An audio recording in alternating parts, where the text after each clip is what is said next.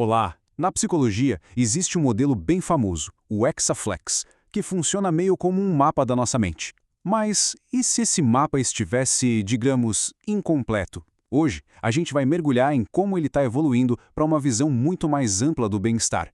Uma que conecta a mente, o corpo e até as nossas relações. É uma jornada que, de verdade, está mudando a terapia como a gente conhece. E para começar, vamos direto ao ponto com uma pergunta fundamental. Por muito tempo, a gente tratou a mente, o corpo e o mundo social como se fossem gavetas separadas. Mas será que na vida real eles funcionam de forma tão isolada assim? É só pensar em coisas do dia a dia, sabe? Uma noite de sono ruim e pronto. O humor no dia seguinte já era. Uma briga ou um estresse muito grande pode virar dor de cabeça, dor no corpo, dor física mesmo.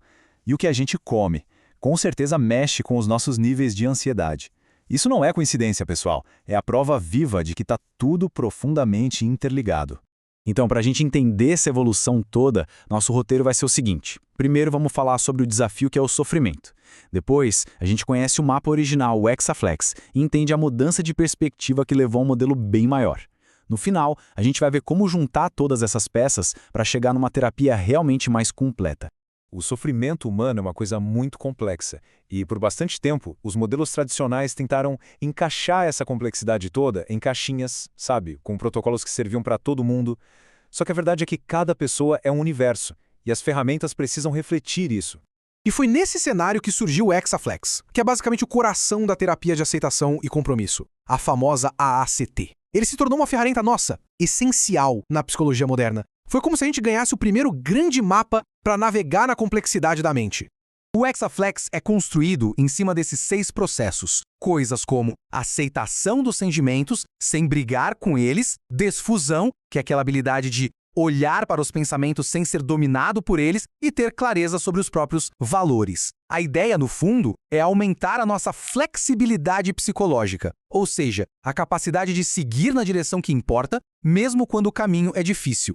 Mas o Hexaflex, por mais incrível que seja, era só o começo da história. O campo da psicologia continuou buscando uma abordagem ainda mais pessoal, mais completa. E foi essa busca que nos trouxe a terapia baseada em processos. E a mudança de mentalidade aqui é radical. A gente sai daquela pergunta antiga do tipo, qual terapia de prateleira funciona para esse diagnóstico, e passa para uma pergunta nova, muito mais potente. De quais processos de mudança essa pessoa em particular, com a sua história única, precisa para poder florescer. A ênfase muda completamente do rótulo para o indivíduo. Bom, para responder essa nova pergunta, a gente precisava de um novo mapa. E é aí que entra o EM, ou Metamodelo Evolucionário Estendido. Ele é a grande estrutura que organiza essa nova forma de pensar a terapia. E esse é o pulo do gato. Ninguém está jogando o conhecimento antigo fora. Pelo contrário, pensa no Ezen como um sistema operacional novo que consegue rodar vários aplicativos, e o Hexaflex é um deles. É uma evolução que soma, que integra, e não uma revolução que destrói o que veio antes. E olha que legal como essa integração fica clara aqui. Dá para ver perfeitamente como os 6 processos da ACT se encaixam nas dimensões psicológicas do IEM. A aceitação lida com o afeto, a disfusão com a cognição, a atenção ao presente com a dimensão da atenção e por aí vai. O Hexaflex, basicamente, forma o núcleo do nível psicológico desse mapa muito maior. Mas o IN não para por aí.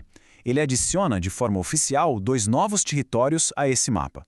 Primeiro, o nível biofisiológico, que inclui nosso sono, dieta, dor, até a genética.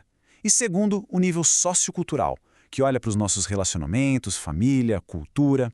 Tudo isso organizado por 4 princípios que vêm da ciência evolutiva. A mudança, segundo essa lógica, acontece num fluxo de 4 etapas. A primeira é a variação. Para algo mudar, a gente precisa experimentar, tentar coisas novas. Pode ser um comportamento diferente ou até uma nova forma de pensar sobre um problema. Depois de experimentar, vem a seleção. É a hora de filtrar e escolher o que de fato funciona. E o critério aqui não é o que é certo ou errado de forma abstrata, mas o que nos leva na direção daquilo que é importante para nós. Ok, achamos algo que funciona. Agora, precisamos da retenção. Esse é o processo de transformar aquela estratégia nova e eficaz em um hábito, em algo que se sustenta, garantindo que a mudança positiva não se perca no tempo. E por último, o grande maestro de tudo isso, o contexto. Porque um comportamento que é genial numa situação pode ser um desastre em outra. É o contexto que vai dizer o que é útil ou não em cada momento da vida. Certo, então a gente tem esse mapa incrível, com vários níveis, princípios evolutivos. Mas como é que se usa isso na prática para ajudar alguém? A resposta está numa ferramenta chamada análise de redes complexas. É com ela que se cria um mapa totalmente personalizado dos desafios de uma pessoa.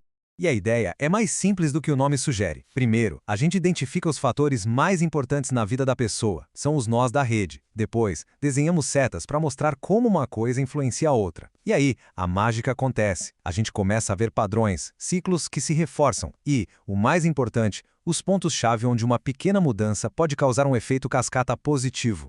Vamos pegar o exemplo do Michael para isso ficar bem claro. No nível do corpo biofisiológico, o sono dele é ruim e a alimentação também, o que contribui para o excesso de peso.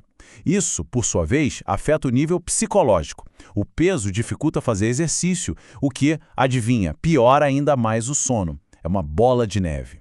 E para dar o nó final, entra o nível sociocultural. Uma crença da família de que tem que dar conta de tudo sozinho impede que ele peça ajuda, travando qualquer saída desse ciclo. Percebe como está tudo amarrado?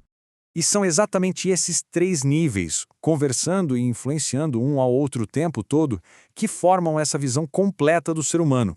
Então, qual é a grande sacada disso tudo? Para onde essa nova forma de pensar nos leva? Nos leva para uma terapia muito mais ampla, muito mais integrada e, acima de tudo, muito mais humana.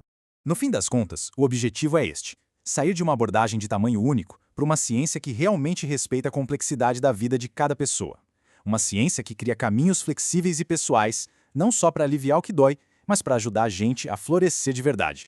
E para fechar, fica uma reflexão. Se a nossa vida fosse uma rede cheia de pontos interligados, onde estariam os nós centrais?